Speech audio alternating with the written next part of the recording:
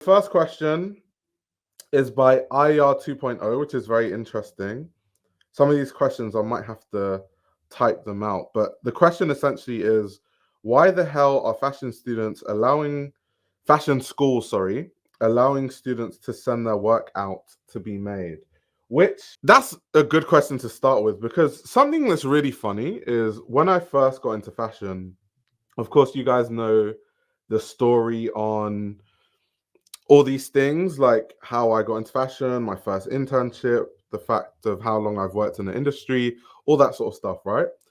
And for me, I think the craziest thing is because I worked in the industry, I just assumed that everyone kind of just learns how to design, or everyone knows how to, I guess, make patterns or things like that.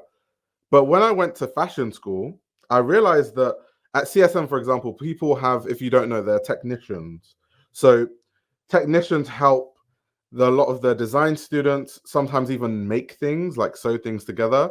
There are really rich fashion design students who actually just go to external tailors to get their whole stuff made.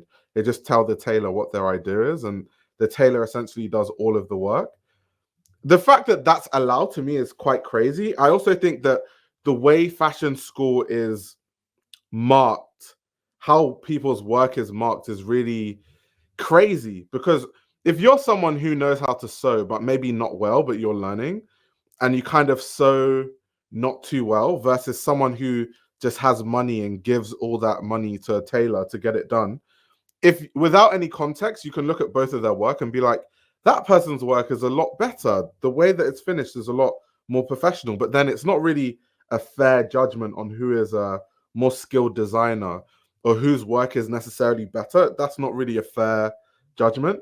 So I think because of factors like that, the way that people's work is graded, I think needs to be revised, especially at fashion school. I think from my understanding, at least when I was at CSM, a lot of people's work suffered because they were doing a lot of the stuff themselves, and they're competing against rich kids that can afford to just pay for everything. So it's not really fair, to be honest.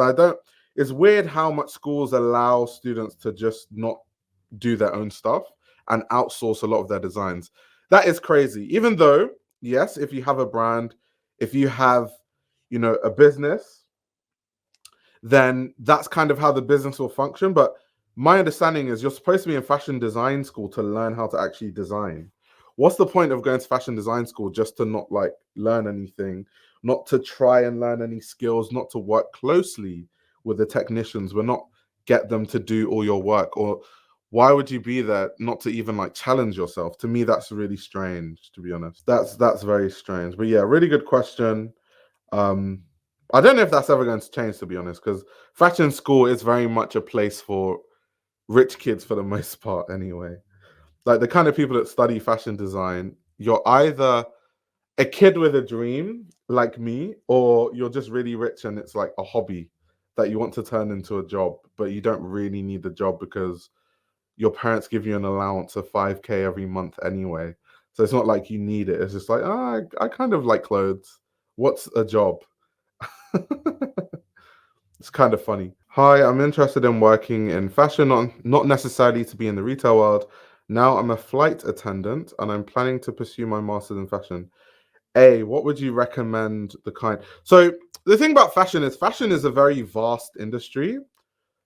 So when you say work in fashion, that can mean anything. It can mean anything from working as a designer, or working as a journalist like I do, or even like a content creator. I'm a journalist and a content creator at the same time. Or you can be a lawyer in fashion, or you can be a buyer in fashion. You can be a product tester. You can be so many different things. So I think with fashion, you first have to decide what you like. Do you like marketing? Do you like PR, communications? Do you like writing? Do you like designing? Do you like styling? I don't know, photography. You have to decide what you like before you even think about what to pursue your master's in. Because you don't want to like specialize in something that you don't really like.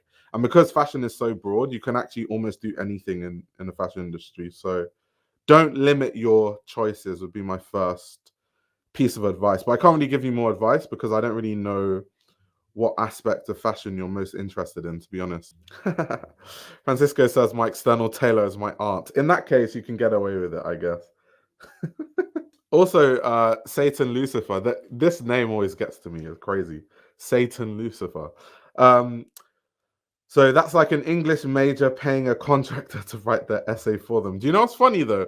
Don't a lot of people do that these days? Like I'm hearing more and more that people use ChatGPT to write their essays and stuff like that. Of course, the essays will be terrible because ChatGPT doesn't really write in a tone of voice that's very creative. It's very pragmatic with the way that it writes. So it's obvious. And I know there are tools that teachers are now using to be able to tell whether it's ChatGPT that wrote it or not. But I think more and more people don't even know how to write anything. They're just putting prompts into ChatGPT. So I think that's already started, actually. People are getting contractors and AI to write stuff for them. This YouTube channel runs on your support. If you want to support the channel, you can subscribe to my Patreon. You'll gain access to exclusive content that includes everything from my Patreon podcast, where I give a behind-the-scenes insight into the fashion industry, as well as a fashion book club, where I review my favorite fashion books. You can also check out my fashion ebook, which highlights the best fashion journalists to follow, definitions of common fashion terminology, and how to determine what a good source of fashion information is. The links to everything are in the description below.